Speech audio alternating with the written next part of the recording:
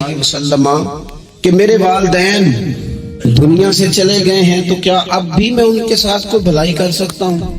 اچھا، پہلے میں آپ سے ایک بات عرض کروں. ہمیں موقع ملتا ہے ختمات شریف پہ جانے کا، اصال ثواب کی مجالس میں حاضری کا، اور پھر اللہ تعالیٰ یہ بھی موقع دیتا ہے کہ بعض اوقات مسلمانوں کے لیے دعا کرتے ہیں اور ہمارے ذمے لگا دیا جاتا ہے کہ جناب اتنا اصال ثواب کرنے کے لیے اہتمام کیا گیا ہے تو یہ آپ کر دیں. تو ہم پتہ کیا کرتے ہیں؟ ہم کہتے ہیں کہ جناب جانے والے کا نام بتاؤ. نام بتاتے ہیں تو ہم فلاں بن فلاں کہہ کے جو نام بتایا جاتا ہے ان کے لیے دعا کر دیتے ہیں. لیکن جب والدین کے لیے دعا کرتے ہیں پھر نام تو نہیں لیتے ہیں. پھر کیا کہتے ہیں؟ یا اللہ میرے والد کو بخش دے، میری والدہ کی مغفرت. اس کا مطلب ہے وہ دنیا سے چلے گئے، آج بھی ماں باپ ہیں، وہ رخصت ہوئے، انہوں نے پردہ کیا، ان کی روح کا رشتہ ٹوٹا ہے پر تیرا رشتہ ان کے ساتھ آج بھی قائم ہے. تیرا تعلق ان سے ٹوٹ سکتا، وہ تیرا تعلق، میں نے ایک دفعہ پہلے بھی کہا تھا، میرا بیٹا شاید قد میں مجھ سے تھوڑا اونچا ہو گیا ہو اور اللہ تعالیٰ نے مجھے بڑے محبت والے سنگی دیے، میں نے اپنی حیثیت اہمیت سے بڑھ کر دنیا میں محبت پائی، لیکن میں نے اپنی زندگی میں سب سے زیادہ اپنے والد کی کمی محسوس کی، بڑی محسوس. ابھی بھی کبھی کبھی سوچتا ہوں کہ کچھ باتیں صرف ان سے ہو سکتی ہیں، کسی اور سے نہیں ہو سکتی. کبھی کبھی محسوس ہوتا ہے کہ ان کے دامن کے اندر ٹھنڈ کے موقع پر نگ ملتا تھا اور گرمی کے موقع پر ٹھنڈی ہوا آتی تھی. یہ خاص انہی لوگوں کا وطیرہ، یہ انہی کا خاصہ ہے. پتہ نہیں اللہ نے کس طرح ان لوگوں کو بنایا ہے اور کس طرح کا یہ رشتہ بنایا.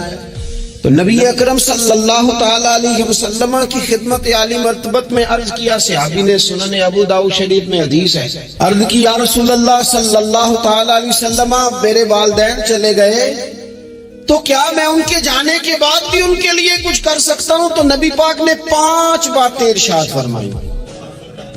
فرمایا ہاں، ایک تو ان کے لیے دعا مانگا کر، دوسرا اللہ کے محبوب نے فرمایا ان کے لیے استغفار کیا کر، تیسرا رسول کریم علیہ السلام نے فرمایا اگر انہوں نے کسی سے کوئی وعدہ کیا تھا تو اسے پورا کر دے اگر تجھ سے ہو سکے، اور رسول کریم علیہ السلام نے فرمایا اگر ہو سکے تو ان کی طرف سے صلہ رحمی بھی کر، یعنی ان کے رشتہ داروں سے اچھا سلوک کر، اپنے چچاؤں کے ساتھ تو نیکی کر، اور اگر تیری والدہ کی طرف سے تو نیکی کرنا چاہے تو اپنے ماموں کے ساتھ، خالاؤں کے ساتھ تو اچھا سلوک کر.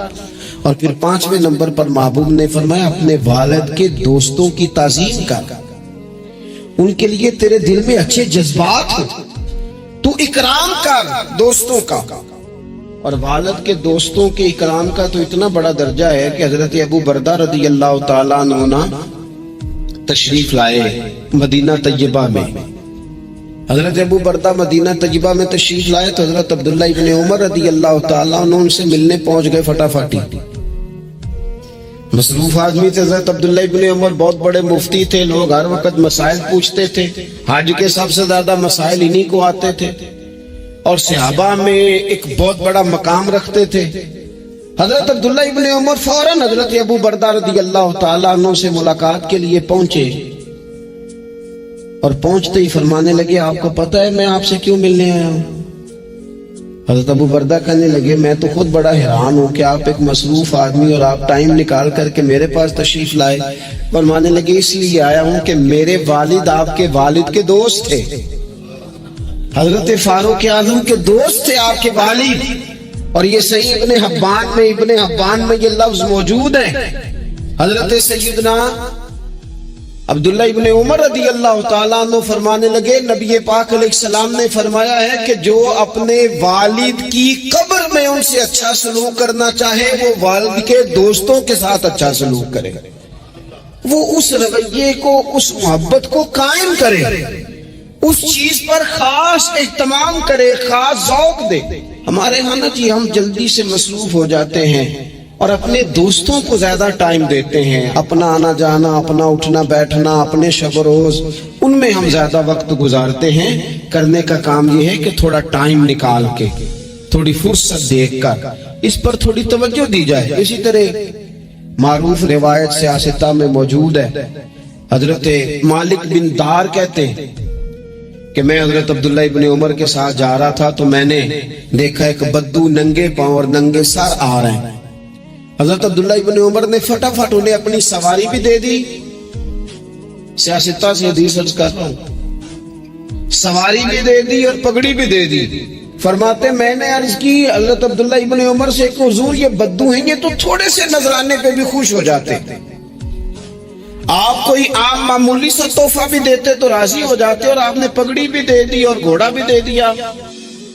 حضرت عبداللہ ابن عمر کہنے لگے یہ کوئی عام آدمی نہیں، یہ میرے والد کے دوست ہیں، اور والد کے دوستوں سے محبت کرنا یہ ہمیں رسول رحمت نے سکھایا ہے. والدین انسان کے لیے کتنا بڑا درجہ رکھتے ہیں.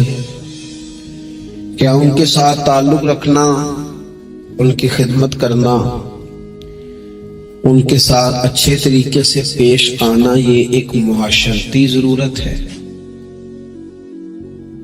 کیا یہ ایک خاندانی تقاضا ہے یا اچھے اخلاق والے ہونے کی علامت ہے؟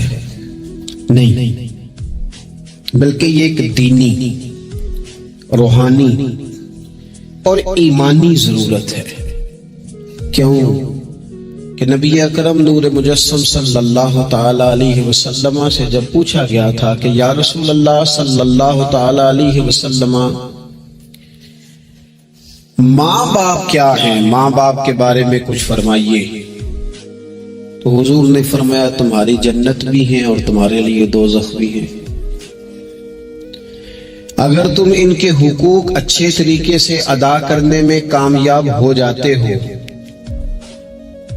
اگر تم ان کے ساتھ اخلاق عالیہ کا رویہ رکھنے میں کامیاب ہو جاتے ہو، اگر تم ان کے ساتھ محبت کا سلوک کرتے ہو، ان کو خوش کرنے میں کامیاب ہو جاتے ہو، شریعت اسلامیہ نے جو ان کے حقوق متعین کیے اگر وہ تم ادا کر لیتے ہو تو تمہارے لیے جنت ہے، اور اگر تم ان حقوق کو ادا کرنے میں ناکام رہتے ہو تو پھر تمہارے لیے دوزخ ہے.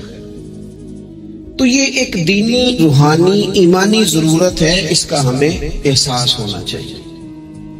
ظاہر ہے ہم انسان ہیں اور والدین بھی انسان ہیں. ایسا نہیں ہو سکتا کہ ان کا رویہ ہمیشہ ہی ٹھیک ہو. یہ کیسے ممکن ہے کہ وہ کبھی خطا نہ کرے؟ یہ کیسے ہو سکتا ہے کہ کبھی ان کے رویے میں ترش روئی نہ آئے، وہ کبھی تلخ نہ بولیں؟ یہ بھی بہت ساری جگہوں پہ دیکھا گیا ہے، اور یہ 100% حقیقت ہے کہ بعض مقامات پر والدین انصاف بھی نہیں کر پاتے. لیکن ایک مسلمان بیٹے کو کیا حکم دیا گیا ہے، اور اس سے شریعت نے یہ مطالبہ کیا ہے کہ والدین کا جو معاملہ ہے، ان کا جو رویہ ہے، اس کے لیے وہ رب کی بارگاہ میں جواب دہ ہیں. ساری عدالتیں دنیا میں تو نہیں نہ لگ رہی، ایک عدالت صبح قیامت بھی تو قائم ہوگی. اگر وہ کہیں کسی مقام پر، کہیں جگہ پر وہ کسی غلطی کا شکار ہیں تو انداللہ جواب دیں گے. ہم کیا کریں؟ تو حضور علیہ الصلوۃ والسلام نے فرمایا اگر تمہارے ماں باپ تم پر ظلم بھی کریں تو تم نے پھر بھی نیکی کر لی ہے. تمہارے رویے سے خیر ہی پھوٹنی چاہیے، تمہارے لب و لہجے سے ان کے لیے ہمیشہ خوبصورت رائے کا اظہار ہی ہونا چاہیے، تمہارے بازو ان کے لیے ہمیشہ کھلے رہنے چاہیے، اور تمہیں ان کے معاملے میں ہمیشہ اپنے رب کو جواب دینے کا تصور قائم رکھنا چاہیے، تمہارے اندر کہیں کمزوری نہ آئے. میں بڑی دیر سے اپنے دوستوں کی توجہ اس بات کی طرف مبذول کرا رہا ہوں کہ انسان کے ساتھ ہی ساری چیزیں رہتی ہیں، بیماریاں بھی، پریشانیاں بھی، کاروبار کا اتار چڑھاؤ بھی، इंसान के साथ दोस्तों की कभी वफादारी, कभी बेवफाई, कभी बच्चों के मसाइल, कभी दीगर रिश्तेदारों के मसाइल, उसे हुक्म ये दिया गया है, उसे समझाया ये गया है कि वो किसी एक चीज में उलझ कर बाकी चीजों को भूलना ना शुरू कर दे। किसी एक परेशानी, एक आजमाइश की वजह से अपनी जिंदगी के सारे मामलात को दांव पे लगाना ना शुरू कर दे, बल्कि वो अपने दिल को